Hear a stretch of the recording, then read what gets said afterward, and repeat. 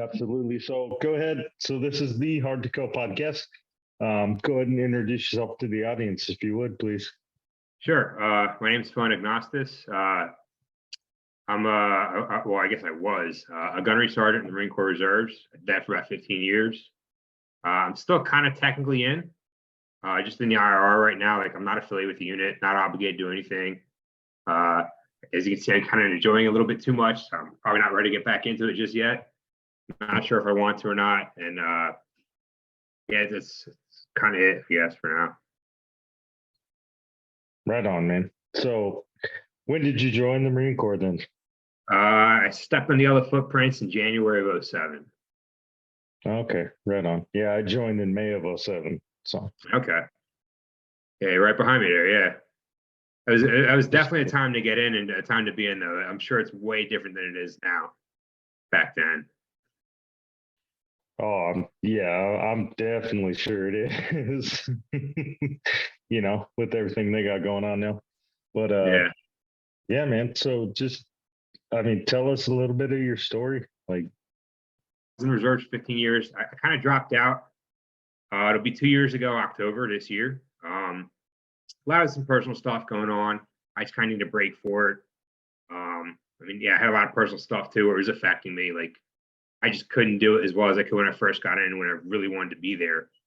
And I got to the point where I questioned if I wanted to be there anymore, because I didn't want to have to tough it out to get to like retirement or something. Because you were in the reserves, if I understand it correctly, right? yeah, I did 3 years I did 8 years active and then 3 years reserve. Okay. See, you might understand a little bit how, like, when you're in, it's very hard to move around, stay in, whatever the case is. And it's almost as if someone has to die or get out in order for a position to be opened up for you. And at that point, I feel like I was holding a seat for someone who wanted it or could have done better or could have done better than I was at the time. So I kind of stepped out for a bit. I was very fortunate and happy with my Marine Corps career. I would have wished for more deployments, but after my first one, sequestration happened. So that kind of just like disappeared. As I was telling Nick earlier, I was like, I remember all these like PFCs and Lance Corporals. Like, I don't know how they didn't fall over the stacks they had up to the ears, because they had like 3, 4, 5 pumps under their belt in the first 4 or 5 years in. Whereas, by the time I made it in, that wasn't the opportunities available to us all. But it was cool because I spent the first good chunk of my career at the same unit, which was nice. It was close to home. I got to know the guys very well. I really got to develop my skill set and also learn how a lot of stuff is supposed to work there. Then after that, I kind of hopped around a little bit, spent some time in the wing for like a year and change, which was a huge culture shock. Nothing against the wing. It just wasn't for me. And then actually I got stuck with the combat engineers for like 5 years, just like the best and the worst time I had in the Marine Corps. It was the best because, like my job, like I was originally a heavy equipment mechanic, which is 1341, and the combat engineers are 1371s. And when I got down there, like, hey, you're 13 something, these guys are 13 somethings, go spend time with them. And once I realized we were going to be like playing with C4 and dynamite and stuff, I wasn't going to say like, hey, like I don't belong here. I'm like, absolutely, let's do it. Like I was having more fun than some of the Lance coolies were when we were doing all that. And then it became the worst time in my career because I became the company gunnery sergeant there. And it's just tricky as a reservist with a lot of the planning and logistics and stuff. Especially for me, because I lived a couple hours away from there. It wasn't like I could just pop in randomly throughout the week and, kick in someone's door and say, hey, where's this at? Why isn't this happening? Whatever. At least my predecessors in that role, they lived close enough where they had that luxury, and it made them much more successful or easier to be successful than I had it. Did I make it work? Yeah, we worked what we had, but needless to say, I felt the time for change. So I ended up going to an advisor company, which is something we haven't really officially done since the Korean War, where we were advisors on a regimental level to foreign friendly nations. And I won't dive too much into this, but essentially, we help out our allies and say, hey, you haven't been in a war in the past 20 years. Here's what you need to do to stay current. And you don't work on it on the lower level. It's more on the higher regimental level, because just like the Marine Corps, for example, they almost follow the rule of 3. The commandant has, the wing, the division, and logistics groups. That's his three there. And in there they have East Coast, West Coast, overseas. So pretty much it's you go and tell, your three commanders, hey, this and that, here's what you got to do. And they pass it down to their three, and then they go to their three, and they go to their three. So that's what we did. That's why we advise on the regimental level. We were more on the broad scale of things versus minor scale. I did that for a hot minute, maybe about a year or two. Moved on from there to actually, it was a pretty sweet gig. It was also IMA, which individual mobilization augmentee. It's very rare to find a position in this because there's typically in any of the components of the military, we'll say Marine Corps, for example, you have your active duty, you have your select Marine Corps Reserve or reservists, you have the IRR, which is not affiliated with anything, but you can get recalled. Then there's also the IMA. And there's AR in there somewhere too, which is like the active duty guys at a reserve unit. For IMA, it's different. Like we actually kind of made our own schedule. We would actually only train like 1 week straight a quarter. And our job there was to go around to a lot of the reserve units and inspect their hazmat stuff. Anything with a motor pool, making sure, drip pans here, this is covered, that's closed. You're not violating any EPA, DOT, or OSHA policies or standards. Like we didn't do a lot of the mass. It was a very small team. I think it was about 20 of us. We travel in like 2 to 4 man teams when we go to these units, and we pretty much planned it out for the whole week to do it that way. Unfortunately, though, I never had a chance to actually do it. That was at the point where I had to kind of step down. I was dealing all that through COVID too, so things were kind of slowed down or paused for a bit. So never actually got to go and do a rotation or two. Checking out all these units and stuff. So we covered the Northeast, which are then our 2 weeks out of summer, our annual training, at least for our det, was Australia. That's where we were supposed to go for 2 weeks in the summer and do the same thing there because they're very strict when it comes to offloading and loading stuff on and off the ships down there. And that's pretty much what we did, which I actually encountered an environmental guy once when I was in Alaska for a couple weeks. And he was kind of the new guy there. He had like the crappy end of the stick where all he did was just burn rocks. Like we had a gas spill or a JP8 spill. And, per policy, he had to scoop it all up and just burn it. And that's what he did for 2 weeks. It was interesting to change it, whatever it is. But that was kind of like my Marine Corps Reserve career in a nutshell, aside from my deployment in 2009 and 10, where we actually were sent to Iraq, where we retrograded or shut everything down for the Marine Corps. And we were either turning it over to the Iraqi Army or the U.S. Army, because Marine Corps' time in Iraq was done. Actually, the guys we replaced, they were not even expecting a replacement team. They thought they were the last battalion Marines there. So they actually became nicknamed the Dermo Kings because they would sit there and rip oil filters off generators, pour sand inside of stuff, bury vehicles, because the policy and procedure on how it comes to dealing with a lot of stuff and the paperwork, and if a serial number scratched off of something, like it was just a pain. So they just run stuff over with a truck, and we did it too. We'd run it over with a truck, break it, throw it in the trash. Which is a shame because like Dermalot had a lot of cool stuff. Like I remember seeing a mountain the size of like a 3-story house of just copper wire. And eventually they would strip it down and sell it. Do the same thing with tools. You'd have vehicles that were not totally destroyed, but for whatever reason they're deadlined or inoperable.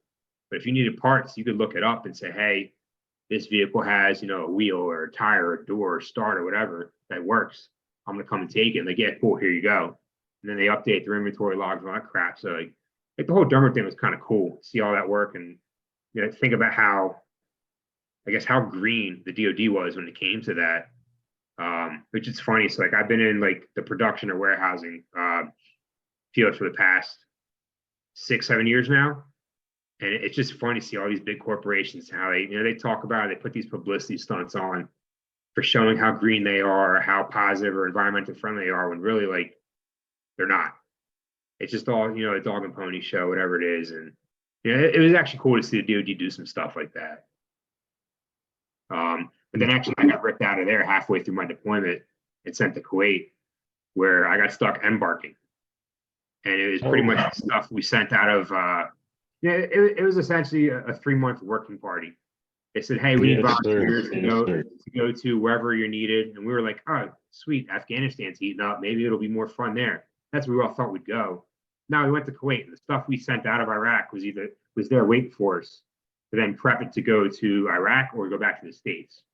Because one thing I realized when I was out there, which is actually very interesting, you talk about the invasion of Iraq and everything like that, and when Saddam Hussein invaded Iraq a couple of times, people always thought it was about the oil and everything, but that's a very finite natural resource. One of the biggest things I learned when I was out there was Kuwait is such a hot area because of the ports over there. It's a logistical key piece to everything in that whole region. And I came to believe, or at least understand, that might have been the primary reason for all the occupation and hostility in that area was to control that that logistical advantage there. So it's cool to see a little bit of that. I mean, yeah, like it wasn't like I was very fortunate with my deployment. Like one of my friends, when I talked to him back home, compared to being like in college or in a dorm or some stuff, which kind of pissed me off. But looking back at it today, like they weren't totally wrong. I mean, they were actually whatever, but like they weren't totally wrong. It's all a matter of perspective, but it was cool. Like I said, I was very fortunate. I got to see all that. And that essentially was my career up until I stopped a couple years ago and took a break. Right on, man. So you want me asking, where'd you grow up at? And what's your story? So I was born and raised in Canyon City, Colorado. Okay. I currently live in Colorado Springs, Colorado. I joined the Navy in 2007, and then I, of course, needs of the Navy. I get sent to Japan first, Yokosuka, and I worked in the ER there because I was an EMT. So we still ran our own ambulances back then. Right. And then went to first. You were an EMT prior to joining then. Yeah. Okay. Yes, I was. So and then went to first Mardiv after that, and went through field med, the stuff we have to do to be able to go hang out with you guys. So I went through field med, combat trauma medicine, the live tissue lab, all that fun stuff, and then figured out where I was going. I was like, well, neat. That's cool. Yeah. Yeah. So So Colorado boy, born and raised. Okay. I won't hold it against you. You guys are king of the wheat states over there now, right? I reckon. I don't know. I couldn't tell you. No. Yeah. But wow. Yeah, no. So, and that was it. And then I ended up going to RCT1 first, Regimental Combat Team 1. When was that? Out. What's that? When was that? 2010. Okay. Because they invaded Iraq back in 2003, didn't they? Yeah, they did. Yeah. Okay. Wow, that's awesome how that history back there. Well, I was actually in the push for Marja. No shit. That's awesome, man. Yeah, the end of the push for Marja. Wow. I met a guy who was there too, and it's just insane, especially to be so close to. Like, you guys made history there, straight up. Hats off to you, man. Like that's just fantastic. Like you had an opportunity there that, many who were there probably didn't want, but everyone who wasn't there wanted. But that was history in the making. I remember reading. I was in Kuwait at the time, reading about you guys in the papers. Yeah, it was definitely kind of the Wild West down there for a bit. Yeah. Wow. And then, so then I came back and I came as a combat replacement to 2-3 to be on Nick's team. So right. And then so that was 2011, and we went and did our thing. So. Oh, that's crazy, man. Yeah, good times, man. Yeah, it's funny because like I was telling Nick earlier, like I was pissed. Like I wanted to go back again, go somewhere else, somewhere different.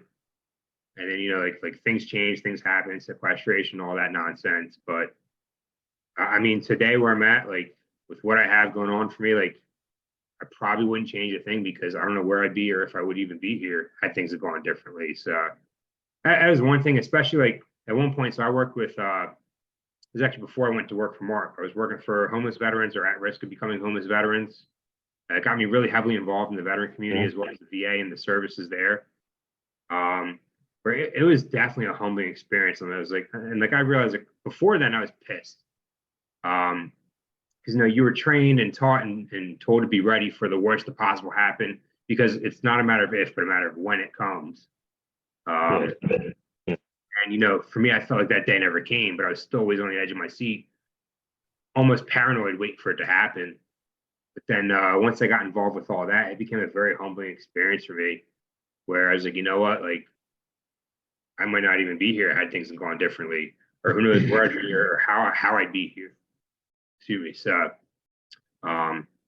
yeah, I learned to kind of just cherish what it is I had. Like, yeah, everybody's individual experiences may vary. Was I envious of all those who got to have more fun and more excitement? Absolutely. I still am to this day. Granted, in my day and age, I don't want to get thrown into that mess because I ain't anywhere near as ready as I was back then for it. But yeah, I guess like that was the biggest thing. It took me so long to realize that was that like, hey, look, I wanted and I was ready for this, or at least I thought I was, and it never came. And I was kind of upset, but then, I just never knew where it would have taken me or where I'd be today. I had things going differently. So, I actually owe a lot, not to just, my Marine Corps career, but like my career as a veteran, or even going back to being a civilian and just seeing all that kind of full circle. And, I'm just thankful for it. Yeah, no, I completely agree with you, man. Like before I was a turd of a kid. Growing up in a small town, I had a big, loud, fast truck. So, I obviously got into a little bit of trouble, and then I just had to get the hell out of there and join the military. And then getting out of the military, it's like shit. I'd go back. But yeah, I don't know. Like if they ask me right now if I'd go back, if they're like, "Hey, we need you," I'd pack a bag. Yeah. I mean, like my question would be at that point is, can I bring my dog? Like Yeah, I got my two. teeth. Let's knock on wood here. Mine haven't started barking yet. They usually try to bark during every episode. Nick always gives me shit about it. But yeah, no, I'd pack a bag and be like, I'll go right back. But no, yeah, and then coming over back to the civilian side, like that. I know I had a struggle, like a big time struggle. I was in a bad marriage at the time, and I feel you there, man. That sucks. That obviously helped. You know what I mean? But yeah, man. So you got back or you got out, or no, you're not out completely. I'm in the IR now. But before we move forward, actually, you reminded me of something. So, and I used to say this jokingly a lot. And like I said, like my experience overseas is not as rough as most had it or some had it. But like my time overseas, or even like, when I was on active duty during training on stuff, was probably the easiest part of my life. And like my explanation to it all is like when I was in Iraq, like, yes, I have to carry a weapon with me everywhere I go. And, at least 2-3 mags or was on base and outside the wire, whatever. But, all that bullshit and the Kevlar panties and all that. But it was very simple and basic, pretty much. Like, and, when I was overseas, I was also a Lance Coolie. So, I wasn't that high up enough, but I was pretty much told, hey, wake up this time, get ready, eat, go here. We're going to do this, eat. We're going to go do that, eat, sleep, start all over again tomorrow. And if anything pops up, here's what you do. And I'm going to beat this shit in your head for 3 months before we go over there on how to make it so that you don't even have to think, you'll just react. And like I said, like jokingly, it was probably the easiest point in my entire life, especially up to that point. Actually, even almost to this day, because you necessarily didn't really have to think too much. Like, yes, there's certain times you had to, but a lot of it was almost like autopilot for the most part, or it was kind of laid out to you, and there was a manual or a policy or a handbook for everything. Aside from, taking your PSP to the porta john at night, and everyone sees that blue glow type of deal. But aside from that, oh, that was the funniest part. Like, you just go out at night and you see all the blue glow from everywhere. Because PSPs and iPods were hot back then, but in a way, it kind of was almost like the easiest point in my life. Like, I really didn't have to make too many decisions because there's always someone to your left, your right, or some, bulletproof book or binder on what to do. And like, it's actually just very great because, like, at that point, like, you were expecting and preparing and planning or hoping almost for the worst. And whether it came or not, like, you were almost always ready or somehow mentally prepared for should things go not as planned. Whereas think about it here, like, someone looks at you, talks to you the wrong way, hits you the wrong way, which, I had a hard time with that when I came back. I guess they call it Superman syndrome, where, like, people don't even move out of the way when you're walking. And, like, you just want to beat the shit out of every person you meet. But here it's not as simple. It's not as basic or animalistic where it's like, hey, like, if I were to walk around with a rifle around here, like, yeah, like, I'd probably have the cops show up in like a couple minutes. But there it was completely different, and you really didn't have to, like I said, you didn't have to think too much. And it's like, yes, you had to think, but, like, at the same time, it was ingrained between all your training, your preparation, and just your whole lifestyle is completely different. Now, granted, like, yeah, you don't have friends, this and that, or you have limited access, communication with it all, and that probably does play a huge role in it. But when it really boiled down to it, it was a very simplistic point in my life, and that was actually probably one of the biggest motivators where I wanted to, go do it again. Yeah, I wanted more. I wanted more of a challenge. Like, I was hungry. I wanted something hard and difficult because that's how we're trained. Like, you're the biggest baddest motherfucker in the room, and any place you walk into just got safer because you walked in there, and you're sitting there waiting and waiting and waiting, and then you come back to something like this, where it's you get mad sometimes. The person cuts you off, or someone does this, or doesn't stop, or I never cared if someone said hello or anything like that or whatever it is, but, like, it is different. It was a huge culture shock, and probably part of that too was coming back, realizing time marched on while you were gone. Like, I didn't recognize just stupid things. Like, I was like, man, what happened to the mall? What happened to this? Where'd all the snow come from? Like, all that crap. So it was getting used to that, and then, like, it was a humbling but rough experience too. Like, realizing how much you didn't matter back home, where you come from somewhere where you really mattered, and that was rough, I will say. Was it difficult or, like, the end of me? Nah, but, like, it was a huge culture shock, and I like to think I was the only person who had to go through that mess. Yeah, bro. And, like, so when I met my late wife, she's from Colorado Springs, which is why I'm in Colorado Springs right now. So I moved up here to move in. Obviously we moved in together and got married and all that. Congrats, man. Oh, I hate to fucking bring this up, but she passed away. So I'm sorry to hear that. But no, like, one day it was like a Thursday, or it was Thursday or Friday, and I went to the liquor store and I'm like, well, I'm gonna grab us, because she's a huge football fan. She was a huge NASCAR fan. She grew up in a racing family, so I let her slide with that one.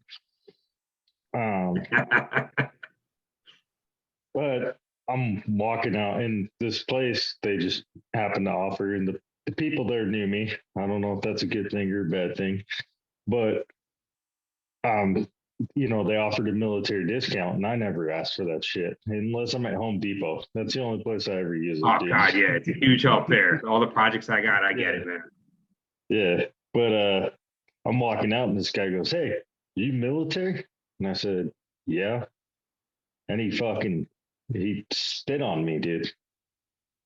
Spit right in my fucking face. So I had a 30 pack in my left hand, and he spit in my face, and I just dropped him right there in the parking lot. And I was like, oh, Yeah, he fuck, fucking I earned shouldn't it. have done that. No, he And earned that his shit. buddy, yeah, his buddy's just standing there looking at me, and I looked at his buddy, and I'm like, you gonna do something about it? Like, dude, I was Yeah, you're gonna freaking call out the because ambulance or am I? he wasn't that fucked up. I just knocked him out. Yeah. I didn't even put down my 30 pack of beer. I just let him know the business. Well, Yeah. my uncle was the sheriff of El Paso County, which is Colorado Springs, for 8 years, and he's done all kinds of stuff. And I'm hauling ass home, and I'm like, fuck, Yeah. because there's cameras everywhere. I called my mom, so that's her brother. I called my mom, and I'm like, hey, if I get arrested, call Uncle John, please. But yeah, it's one of them things, man. I wasn't proud of myself. I'm still not, like, for doing that, but that motherfucker spit on me. I don't care who you are, if you're military or not. If another man spits in your face, they got what's coming to them. Yeah, and it kind of goes back to, like, we were saying earlier, like, being very primitive or animalistic. Like, at that point, he earned it. What happened next was his fault. His voluntary action led to your involuntary response to what he did. Mm-hmm. That ain't your fault. I mean, I'm no judge or jury, but, like, that's personally how I see it, man. Like, you do something like that, even if you just did it for no reason, regardless of your veteran status or anything like that. Like, why or how would that ever be acceptable? Okay, that kind of behavior. So your Yeah, response is no. natural. His response is not natural. When is it natural? Go up to somebody, ask them a question, and spit on them because of their response. Yeah, and the poor kid couldn't have been but old enough to buy beer. Like, he's just an idiot, and I was just like, all right. He's definitely got a I good could story for the grandkids. Hey, don't fuck around with these people. yeah, right. Yeah, Maybe. yeah. But hey, I appreciate you sharing about your wife, man. I'm real sorry to hear that. Appreciate that, I Gunny. mean, like, I was never married. I came close. It blew up in my face real bad. It got to the point where I took time off of work for months to get through with it. Like, I had a real hard time, and today I count my blessings because I didn't end up with that person. I always say, like, I'm proud of you that you found someone and you had the time with them that you had, and especially someone in your previous line of work. Do you ever expect to be here today? And it can happen to anybody, whatever the case may be. So, I'm happy for you that you guys had each other and you had the time you had. I'll say that much. Like, I don't want to come Dr. Phil right now and hop on a soapbox or anything like that, but it's nice to hear, and thank you for sharing. I just want to say, I've never even seen you before, so I'm just glad you able to talk about it. So thank you.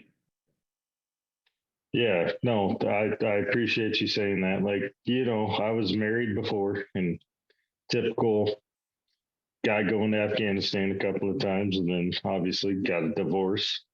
That's not unheard of, right? Yeah.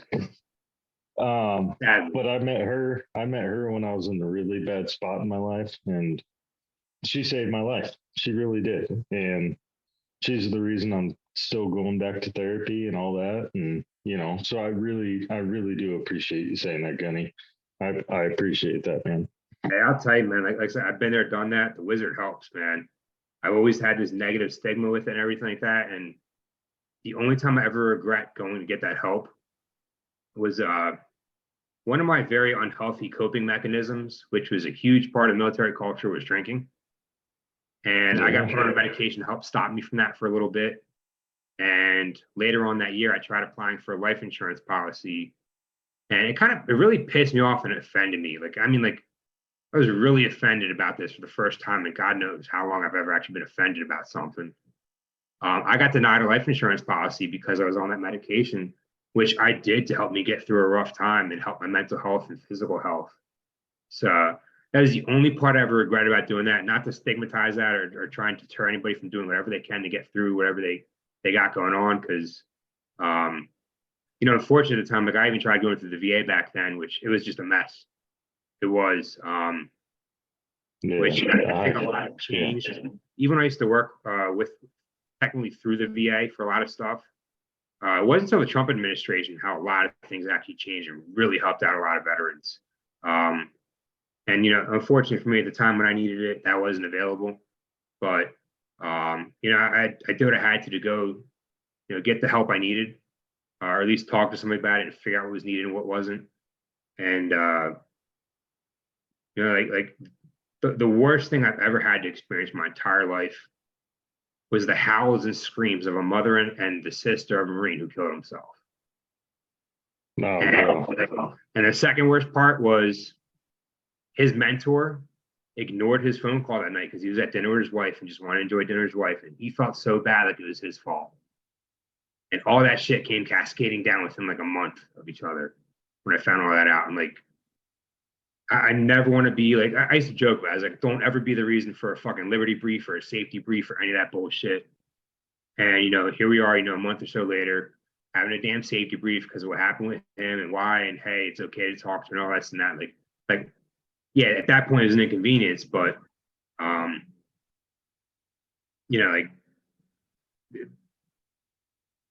it's important to try and do whatever you can. Like, just like how we were trained and taught. By any means necessary, even if it's kicking, clawing, scratching, biting, whatever. Do what you have to. And at that point, like when you're dealing with that kind of shit, is it really that hard or difficult or bad to talk to somebody about it? Yeah. At least in my experience, nah. Like it helped me out through a lot of it. And actually, it's funny you say it. So like, I got in a very serious relationship with someone as I was going through my shit too. And I probably owe my success, or like 99% of it, of getting through it to them, for them helping me out and everything.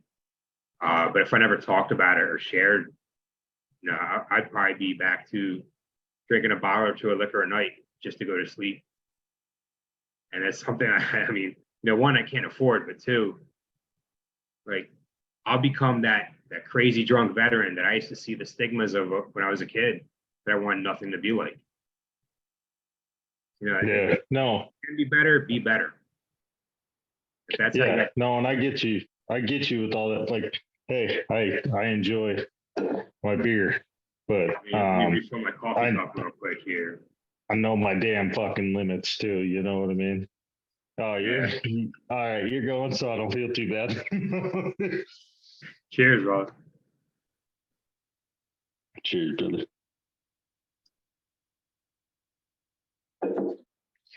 But yeah, man, I don't know, like, and like dealing with the VA and everything, and it's the fucked up thing is it's in every state is different, man. Like here, it's fucked. In Colorado, it's fucked.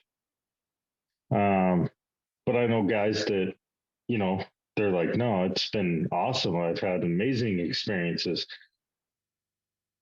Not so much here.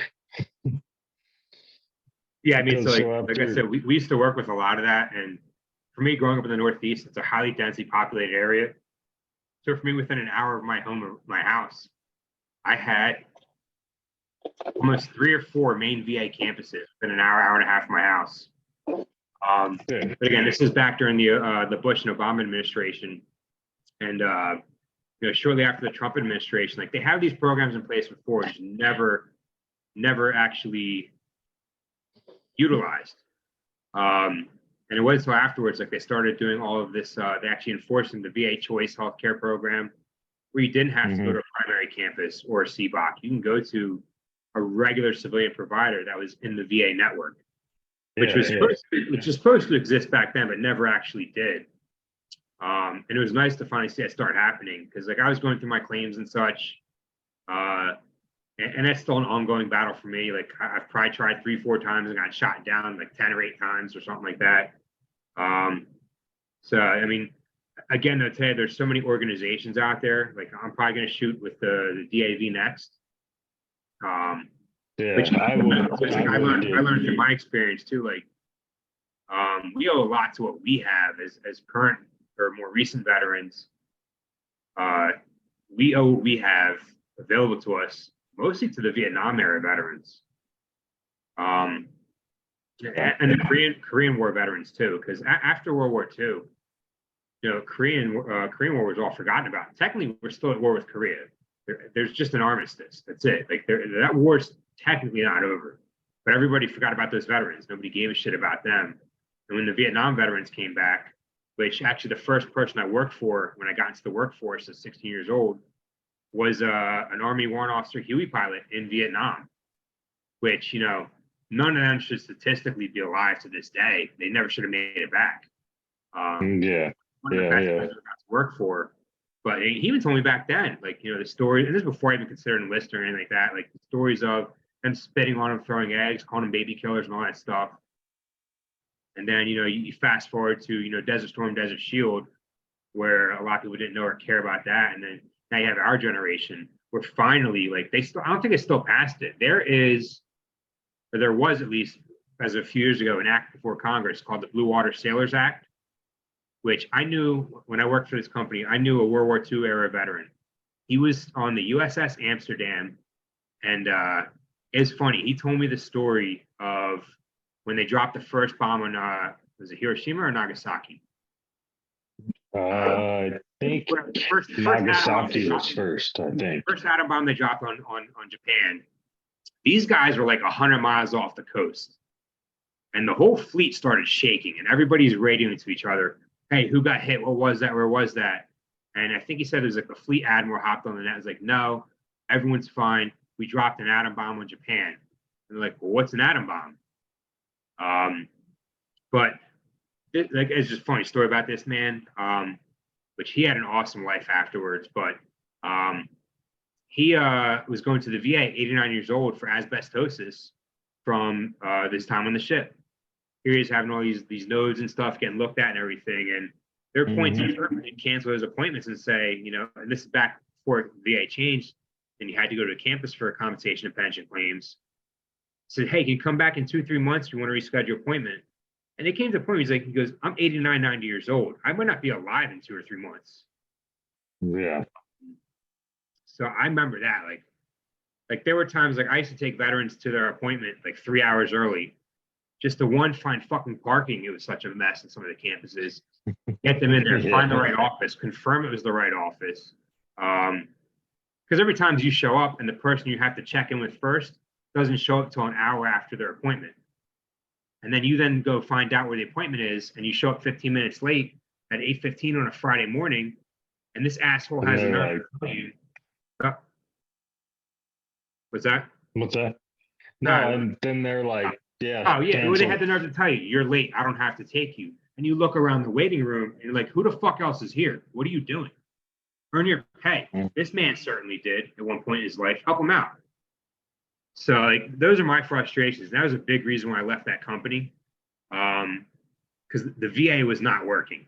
You had people working there, but it was not working. It was not. I mean, at that point in time, day and age, it should not have been that inefficient. Honestly, you could take a pissed off NCO and throw them in there.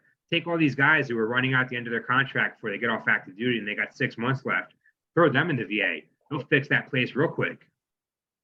Or take those who just got out and need a job and they want a job for a year or so. Throw them in there. They'll fix that real quick, because odds are they're going to be there a year later requesting those same services. But it was just horrible back then. It did not work. And it made me very bitter and jaded towards the whole system and everything. Because, yeah, I didn't go back for my compensation claims till years after that when it actually changed. And I was actually shocked I got what I did when I finally did. I mean, I'm still fighting a little bit of it today, but it was just rough. Like, that was the hardest part, especially seeing all those people in there and what they've gone through, and they can't get, get seen for an appointment in a timely manner to help them out for, their leg that got blown off, or they can't sleep because this happened, or they're sick because of that.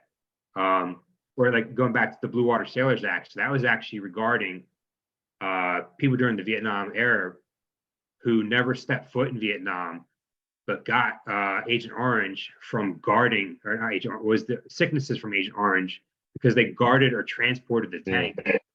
I knew a guy, he was in the Air Force as an MP stationed in Maine, where they guarded the tanks before they shipped them over, and he got sick from it. And here I was at this point, 2015, 16, 17. These people from Vietnam in the 60s and 70s are still waiting for an act to get passed before Congress to get the help that they need to justify, the medical attention they needed for what they were exposed to back then. Because up until then, I kind of got disconnected. I don't know if it went through or got passed or not, but because like that guy, for example, in the Air Force, he was never stationed in Vietnam. So they told him there was no absolute way he ever got exposure to Agent Orange and could contract these sicknesses. Yeah, well, we didn't fucking make it over there. You know what I mean? Like we made it here and took it there. Fucking yes, it was rough. I ain't gonna lie. Like seeing all that and how they were all treated and how I was being treated and how I expected all those to follow me to be treated. Because like for me, like I was very grateful for my time in the military, and I was more grateful to those that served before me than anybody else in whatever capacity. Because I wouldn't have it as good or the opportunity that I have today if it wasn't for them before. It's like now looking at how so much has changed as far as our healthcare system goes for Veterans Administration, like I think we won a lot of it to the Vietnam era veterans, but just any veteran before us who sat there and stood up like, no, this isn't right. It needs to get better. You guys can do better to actually improve it. At the age of 29, I started having seizures. I'm 36 now because of my TBI. Traumatic brain injury. I've had maybe a couple. But yeah, like it took me so long to fight with the VA, and finally they were like, well, yeah, and they did an EEG and all that, and they did everything, CAT scans, MRIs, all that, and finally they're like, yeah, it's caused by your traumatic brain injury, and I'm like, yeah, I fucking told you guys that when I got here. Yeah, that's it. You know what I mean? Yeah. And so, yeah, man, it's just, and I used to take when I moved back here, I'd take my grandpa. So actually, he's a Korean War veteran. He got shot up in Korea pretty good. But that's the same tattoo he got in, he got it in Osaka, I think is where they were before they pumped to Korea. Yeah. But yeah, and just seeing them deal with him too, and I'm like, no, hold on, you motherfuckers. Yeah, unfortunately, like it's hard to deal with and get the change moving. I will say though, like, so I've met very few veterans who've made such great success in getting change made. One of them was the VSO, veteran service officer for one of the counties in Jersey where I worked at the time. Like in his office, he had pictures with like President Bush and Obama and stuff. He was a Vietnam vet. He was one of them old school in your face guys, and it was just funny talking with him. But then also we were talking about Mark earlier. Like I was talking with Nick too. Like he did a lot back even when we were at school, and then even more after school, where he changed a lot of the education benefits. Because there were laws in place at the time where a veteran coming over, for example, is supposed to get like 10 credits for an honorable discharge for gen ed courses or such. It was never actually enforced. And Mark reintroduced a couple of bills that got passed into laws to actually reinforce the law that was currently in place, which saying it out loud, it's fucking asinine, but he did it to actually get things to be followed, which it helped a lot because it is funny. Like even when we went to school, there was one guy, he was like a 15 or 16 year like Air Force MP active duty veteran. And this guy has to go do 120 credits because he wants to go be a cop. Like I knew someone who was a nurse in the Air Force, couldn't get any credit for that. Actually, a lot of corpsmen, a lot of their stuff didn't translate over, but for some reason, Army medics, their stuff did, which is weird. Like I knew a couple corpsmen too, like they're trying to go to school to go into nursing or whatever, and none of their training translated over, which made no sense. So it was actually cool to see a lot of people, in my day and age, in my lifetime, close to my generation, helping to make some progress for that too. But it's also sad too, that like why are we still having to fight for this? You talk about 250 something years of, us fighting for our country and for our citizens. And you talk about 1% of the population or less who's doing all this, and they can't get any of the help or support they need when they come back. But now, like again, when I worked in social work, I'd go to the offices and I'd see all the welfare queens sitting there, like they'd have shoes and clothes on that was worth more than me that I could afford, and they're sitting there getting free money handed out. I will say that like some of the food pantries and stuff, at least where we worked out of, like I was more proud than jealous. Like they were giving out like fresh organic produce, like awesome, like chicken breast, this and that. I was like, man, like this stuff's great. I was like, you guys don't realize what you're getting. This is more than the stuff I can afford. I want the stuff and can't afford it, and they're giving it to you for free. Like I'll help you cook it. So it's cool to kind of see that piece of it. But yeah, like it was just kind of rough at that point where you see all that, and then what I have to go through, or any other GI Joe schmo has to go through, because they got their leg blown off and they have to justify getting some sort of compensation for it because now they can't work anymore because of it. But at the same time, like it's good to still see some people trying to fight for it, trying to get some progress in there. And I will say, at least in the past decade, I've seen a drastic change or improvement. Now, I'm not saying it's enough, but I'm saying I've seen a huge enough or significant enough change.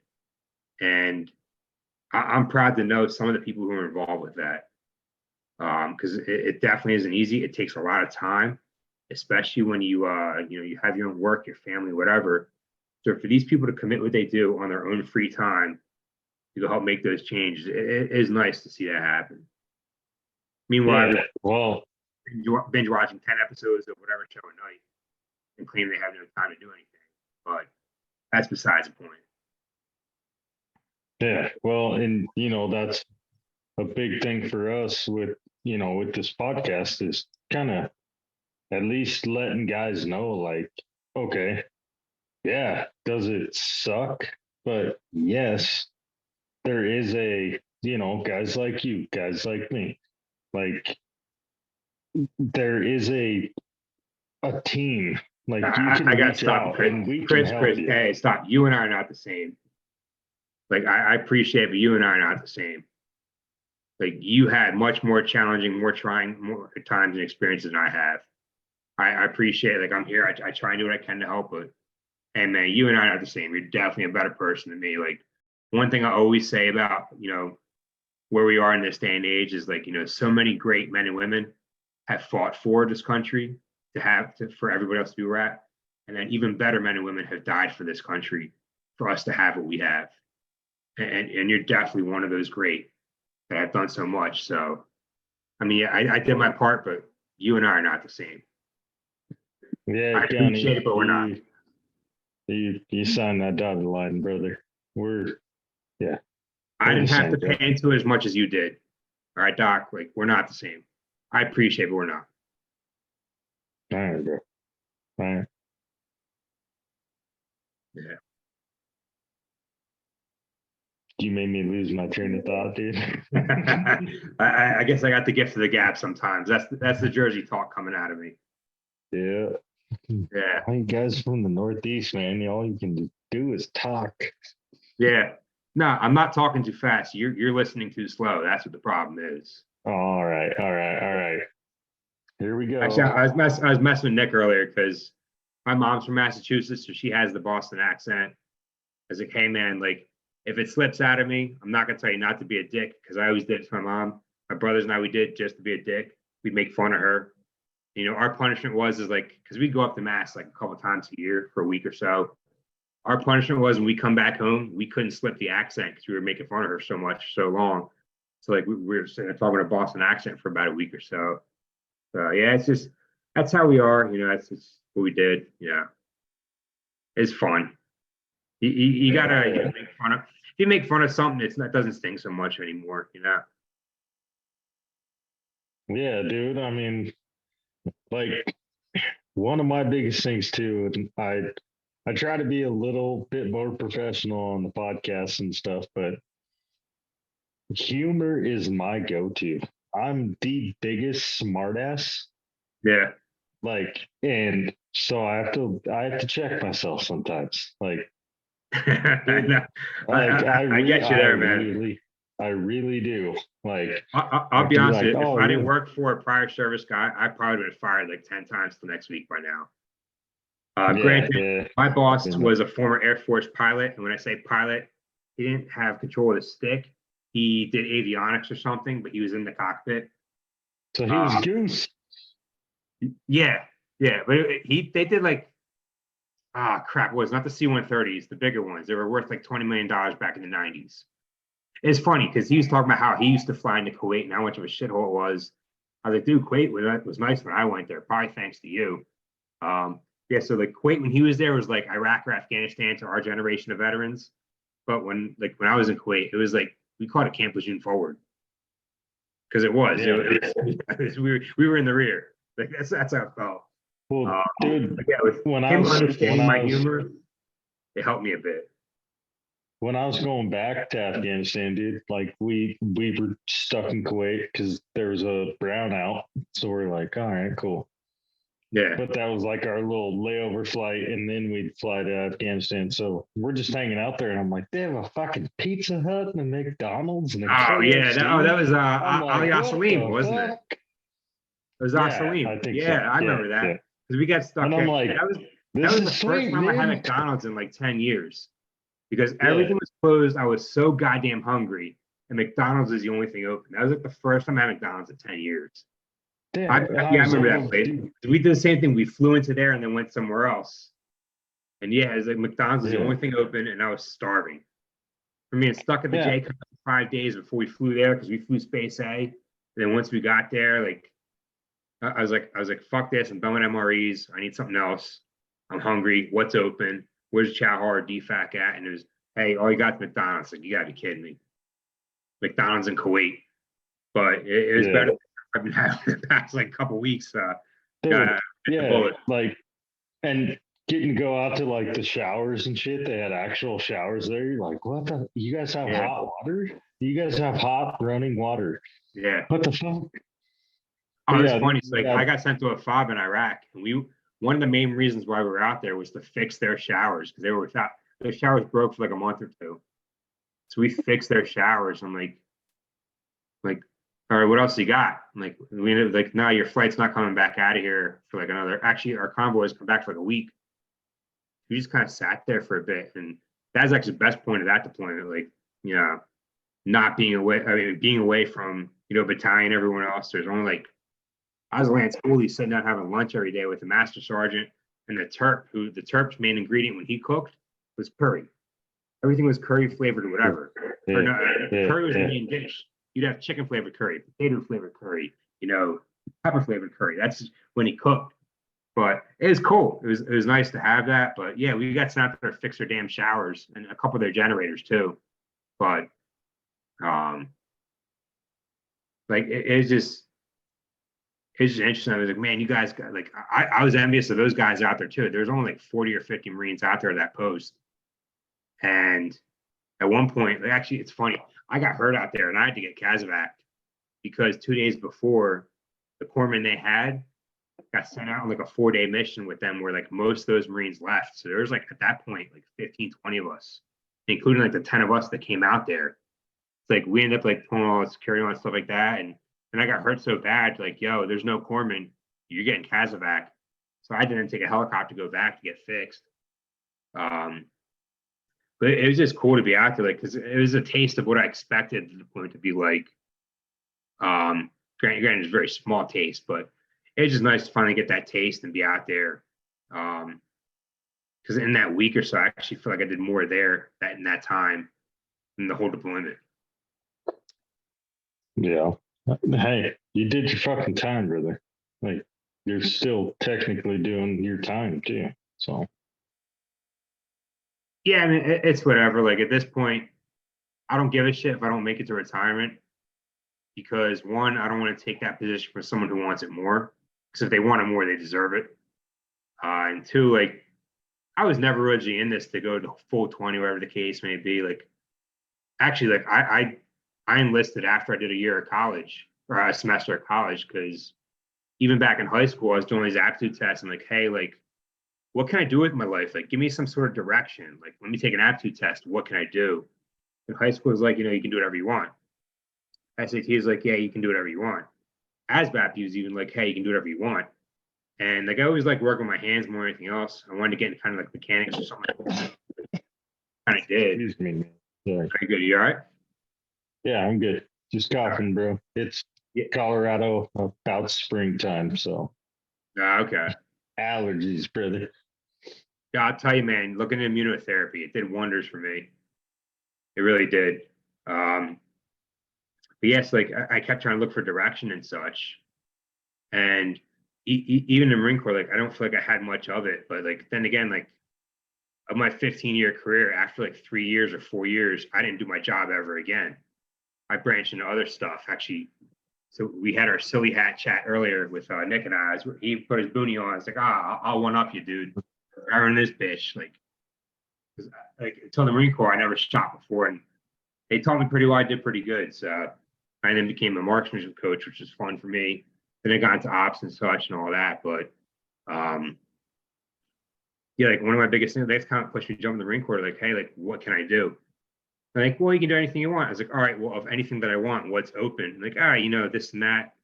Because back then, like I said, I wanted to be a mechanic or get into it. It's like, yeah, they'll give me the training for free, the experience for free. I can then take that back to the private sector and do whatever. I originally wanted to work on like helicopters and shit, but didn't have anything open at the time. But I'm glad I'm not actually directly in that field anymore, because where it's at today, it's almost not worth it. Yeah, it's kind of how I got into it all, and just kind of went from there. And I found all these opportunities in between the cracks. Like, hey, you can go do this, go do that, go do this too, and you can help out with that. And I just found a lot of training opportunities, and that was more of like, that's probably the best fun I had with all that. Then the cross training opportunities. Like I said, best time I had was with the combat engineers. They were the best, most like highly dysfunctional Marines I've ever met. But also at the same time, like, and I was telling Nick earlier, I'm like, dude, like the grunts were the smartest motherfuckers I ever met. They really were. I mean, across any MOS, you're gonna have, the dumbass who drags his knuckles and can't tie his shoes and everything like that. But yeah, I was definitely had one or two of them. Like the grunts I knew and the grunts I met, and like even through all my years and experience and like all this PMA I went to, like a lot of times, like on all these collective courses, like a lot of us leaned heavy on the grunts for help. And like they were smart and humble and intelligent about it, but they also let you know they were better than you, which I was like, all right, cool, whatever, man. But yeah, I guess kind of goes back. I was very fortunate and happy and proud of my whole Marine Corps career. I got to go do all this, the opportunities I had. The Marines I met, Marine sailors, and a couple of the airmen I met too along the way. I won't say much good stuff about the Army, because they're just the Army. They get all the funding they want. Fuck them. But yeah, like I'm like, I never would have thought, you'd asked me this like 10, 15 years ago, where I'd be today. I never would have thought I'd be here. Never did. And I'm grateful. I'm happy. Like, could I change things if I had the knowledge I had today? I could change them. Would I? Nah. So I don't know where I'd be. I really don't. I don't know if I'd even be here. Yeah, I mean, fuck, I would have never met you if I wouldn't have been like, okay, and been like, stop being a pussy, let's do this podcast. Because when Nick asked me to be on, I'm like, okay. And then he asked me to interview you, and I'm like, I don't know you. Like, I tried to do some research on you, but you know what I mean? I'm like, I guess we'll just I'll tell you, man, like I'm pretty sure though, of the things you've been through, having a podcast with a stranger like me you've never met is nowhere near the top of your list of hard things you've done in your life. And if it is, then like, hey, great, you did it. You're doing great, man. I'm having a blast. You're killing it. Both you and Nick, you guys are doing great. And not just like for me, or your audience, but or the veteran community, but just overall, like even if nobody listens to or cares about this, like just you and me right now, like I'm having fun. This is great. Yeah, dude. I gotta be honest with you. I will say though, I am curious. Are you at all by any chance related to, and if you've heard this before or not, let me know. But are you by any chance related to the lead singer of the band Coldplay? Yeah, you know it's coming. You know it's coming. Yeah, dude. You don't think I've heard that one before? You know what's funny is actually I No, met another I vet. am not. I met another vet back at a shelter. His name was Chris Martin too, and I asked him the same fucking shit, man. And nobody else could actually take that joke. So thank you. Yeah, no, I've been hammered with that one for I will fucking say though, I actually goddamn. saw him in concert last year. He put on an awesome fucking show. Oh, But he's talented as shit, but everybody is always like, "Oh, the lead singer of Coldplay." I'm like, "Fuck you guys, yeah, fuck you guys." I waited this long, so I Yeah. tried to be as polite as I could. I know, Gunny, you got it. You're fine. It's cool. I got to Thank flip you. off a Gunny and not get in trouble for it, so that's a first. I mean, if I could jump through this camera, then we'd have a different conversation about it. But Maybe I need to grow a man-sized beard like you first, I guess. I'll just make you a nice steak dinner. All right, deal. I'll cook the scotch that we have then. Okay.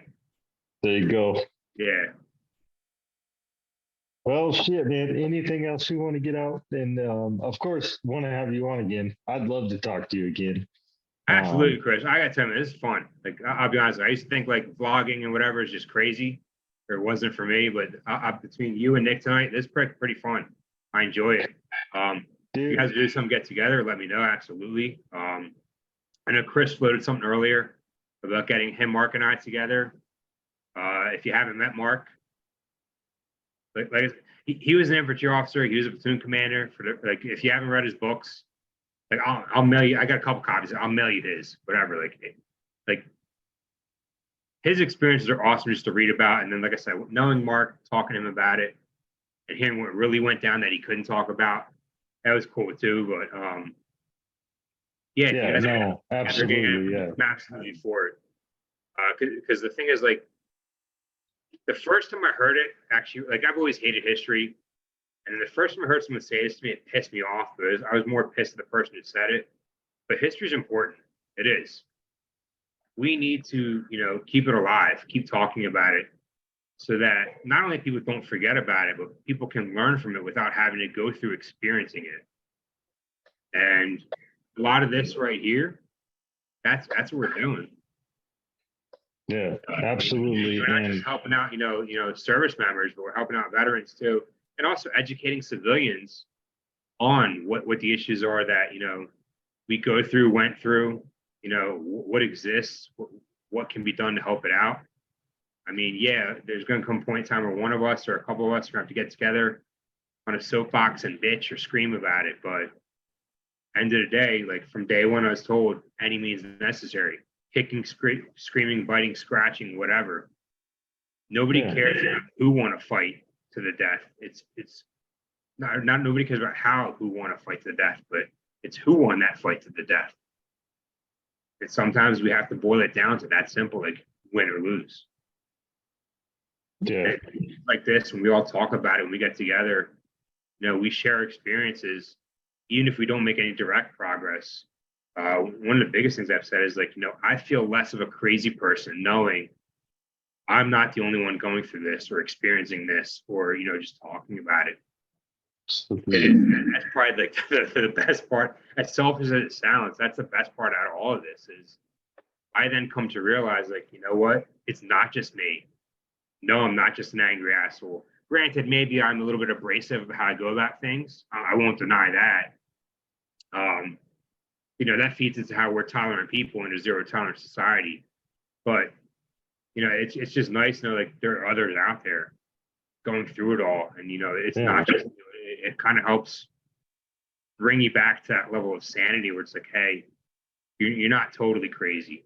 You might be a little bit crazy, and that's okay, but it's not all in your head. You're not the only one going through this. Maybe I'm a little bit more the higher side of that, but whatever. Yeah, so I appreciate it. Yeah, dude. And, like, that's our biggest thing with this. It's like, because, like I said, I go to therapy every week, and Hey, keep it you up, know, man. As long and as it works, keep it up. I'll tell you. I miss it. oh, I only dude, stopped. I only stopped because it stopped doing anything. Like it just came down to us every week talking about the same shit with no change, and that's the only reason why I stopped. I got you. I've been there, done that too. Yeah, But I'll go no, back again like, one day. I promise I will. I know I will. I missed it. Like I said, it was very helpful. But hey, man, if it's working, keep it going. It's okay to take a break from it yeah, sometimes. It is. yeah, no, absolutely. And I'm only speaking for myself on that, but no, and then this episode, like doing these episodes, man, um, and we touched on it on one of the prior episodes, but it's like one of our guests, it was Brandon Harris. He's a former Marine. He's like, this is the best counseling I've had in years. And he was a Marja guy. Like he's a grunt. He did his damn thing. He's like, this is the best counseling I have in years. And that's how I feel about it. And that's why I Yeah. try to take it so damn serious because like even after like even just talking with you, I'm so much lighter, if that makes sense. No, absolutely. It'll make sense to you. It might not make sense to everybody, but fuck them. It doesn't have Yeah, to though. it That's is. okay. Yeah. Yeah. So, and that's why we do it. And you know, I have my whole heart in this thing. So, Hey man, keep it up. You guys doing great. Um, I'll tell you, like this is probably the most fun, the most I've talked about myself in a long fucking time. And I like to both you and Nick, like just asking me and caring or giving a shit or whatever it is. Um, like it feels good to let it out sometimes. Like you can't let anything build up. News never changes or gets better or worse with time. Well, it usually gets worse with time, whether it's good news or bad news. Letting it sit there bottle up, it doesn't get better with time. It's not like wine or no, scotch. It isn't. It's like I said, if not for nothing, even just for like on a personal, selfish level, like this is awesome. It's been very helpful. Even just to talk about stuff I haven't even had anybody to actually talk to about it with because they haven't been there or experienced any flavor of life of it, where it just wouldn't make sense to them. And that actually, like, it probably boils back to like the first time when I was early on in my career. Like, I shared a story with my family, and their reaction was like shock and disbelief, and it kind of conditioned me at that point, like to never talk about this stuff at all. And it kind of sucks. Not to fault them because it's a huge culture shock from them or for them. yeah, But absolutely. yeah, man, like it is great. Like it's important. Like you talk about 22 vets killing off a day. Like, fuck man, I get to, like the worst thing I ever did is when I buried my buddy and I had to listen to his mom and sister scream as we were there. Like that's probably the worst feeling ever. And then and the second worst was like his mentor, a guy I served under, feeling so guilty like it was his fault because he ignored his phone call that night. Um, it sucks. It really does, man. But like, there's very few people that I'll get or understand that you can even talk to or share about stuff like that with. Even if it's like the stupid, dirty toilet humor jokes, whatever the case may be, like that's a coping mechanism, and that's fine. Is it a good coping mechanism? Not the best, but is it better than like drinking or drugs and all that stuff? Absolutely. Because I also had another veteran, like he actually was in. I knew him actually through school, believe it or not. He was in the invasion of Iraq, and it turns out like towards the end of his second enlistment, where he was like a PTI, physical training instructor down at TBS for all the officer candidates and stuff like that. Like that's how it was. Like so he was a grunt, invaded Iraq. He was a training instructor, a PTI down at Quantico. He got kicked out halfway through that enlistment for heroin usage, which at the time was a big like hey, get the hell out. We don't want any affiliation with you. But then a decade or so later, talking about how hey, a lot of these veterans are self-medicating for issues they don't talk about, issues they don't feel they can get help about, or there isn't any much help out there for them for this. So they started up a lot of these veterans who had OTHs or worse because of drug-related issues, if it was service-connected, because of all their experiences or stress or just the lack of support for it. I hate using PTSD or PTS, however you want to call it. I really hate that. Like that's just personal preference. So I won't ever really directly refer to that. But yeah, that's what they were. That's the vernacular for it. And unfortunately and sadly, like he passed away due to a fucking asthma attack. And this guy, again, he was a physical training instructor, like a 2-pack of cigarettes a day type of smoker, but he could still run any fucking lieutenant into the goddamn ground. And, you know, and then sadly, this guy dies because of an asthma attack. And interestingly enough, Mark and I, because he had an OTH, this guy, he had no veterans benefits, no funeral honors, whatever. So Mark and I threw in our Bravos, our dress blue Bravos, and we did the Guardian Angel Watch. We did the flat for his viewing with us in the Marine Corps League in that area, because that the one former Navy guy who was the director of Veterans Affairs at the school, he had a great relationship with the Marine Corps League in the area. So between the Marine Corps League and us, we did the Guardian Angel Watch the whole night at the viewing. Like his viewing went like 3 hours extra, a line wrapped around the block. This guy, he was that awesome. And then we did the flag folding, and we didn't do 21 gun salute because we didn't have enough for that, but we did the flag folding, everything presented to his wife. But, you know, at that point in time, the VA started recognizing, hey, a lot of these people who had these issues that were kicked out for drug use or abuse were self-medicating because of their issues that they experienced, that there wasn't much help or support for, or it wasn't so much openly accepted for. But like, I hate to say, like, we could have gotten his discharge upgraded. He's absolutely one of them. Like I bet my left and right nut on it. Like he absolutely was one of those veterans, and he's not the only one. And that kind of goes back to how like our whole care system in place for, you know, the 1% of the population who goes and sacrifices and compromises and gives so much, but they get almost nothing in return. Actually, I remember at one point I was at a PME course where the civilian who was there by contract to have to oversee it all because she was a civilian and had a degree told us a class of like 113 staff sergeants. She told us, well, at least you get the GI Bill. I don't. I had to pay for my education. You guys got it for nothing. Like I wanted to punch this fat bitch in the face. I was gonna say she had teeth So on the floor, bro. hard. And I wasn't the only one. Like we all wanted to punch her in the face so fucking hard to make that kind of statement there. But again, going back to everything, like things have changed. They've gotten better. You know, it's almost always going to be too little, too late. But you know, like those are probably the worst experiences in my Marine Corps, if not my civilian career, more than anything. To see things like that happen to veterans.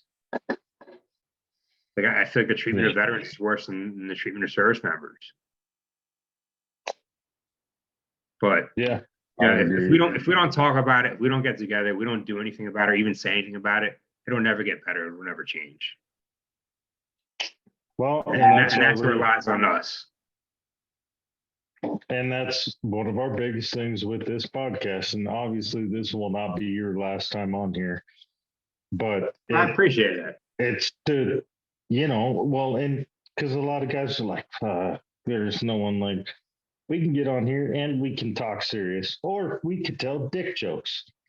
You know what I mean? Like, but we're letting guys know, like, the guys and gals, anybody, fucking anybody that needs any, you know, help, mental health, period, is huge to me, because I wouldn't be talking to you right now if it wasn't for me getting help for myself. And that's truth, man. That's fucking truth. Oh, I appreciate it, man. Thank you. Like I said, thank you for everything. You've shared a lot of personal stuff we've never met before, up until, you know, we started this. I appreciate you sharing everything you have. It's a lot. It's not easy. Is it hard? That's more on you to say than me, but I'm just very grateful and appreciative of you being able to share and talk about stuff and allow and to listen to me as well. Yeah. You know, as much of a bitch as it makes me sound, like it's important. It is. Yeah, no, man. And I appreciate you being on here, but we are gonna have to cut it off here, brother. Yeah, you got another call. I'm sorry for stealing more of your time. I get it. It's cool. No, brother. You're fine. You have my phone number now, because I called you before we did this, and I have yours now. So, I mean, anytime, text me, whatever, call me, whatever. Or if you're like, hey, you want to catch an episode? We can do that. All right. Absolutely. I appreciate it, man. And thank you, Chris. Again, thank you for your time, especially on short notice. Yeah, dude. I mean, We Phil, all it's got our personal been stuff going awesome, on. bro. I'd love to learn and hear more about you. I get it. You guys ask a lot about me, and I got to talk a lot about me, which it's not something I get to do much of. I'd love to learn more about you guys too, especially with what it is that you do and what you've been doing. I'm highly interested. At the same time, like I get it. You guys have what you're doing, trying to learn more about all of us, but hey, you're part of this too. It's important. And next time I'd like to hear a little more about you, if that's okay. Absolutely, man. I'm pretty, for the most part, I'm an open book, man. Right. And hopefully my beard will be, a little more comparable next time. Yeah, you got to catch up, brother. Come Yeah, on, we'll man. see. All right. Well, Phil, it was great. Fuck, dude. It was awesome talking to you. And this Nah, won't be same the here, Chris. last. Thank you. This won't be the last. And yeah, so ladies and gentlemen, this has been Hard to Kill Podcast. And we will talk again soon. I look forward to it. Thank you very much. All right, Rest brother. you all Have a stay good night. safe, have fun. Kill anybody who deserves it. They have to earn it though. Roger that. All right, see you later.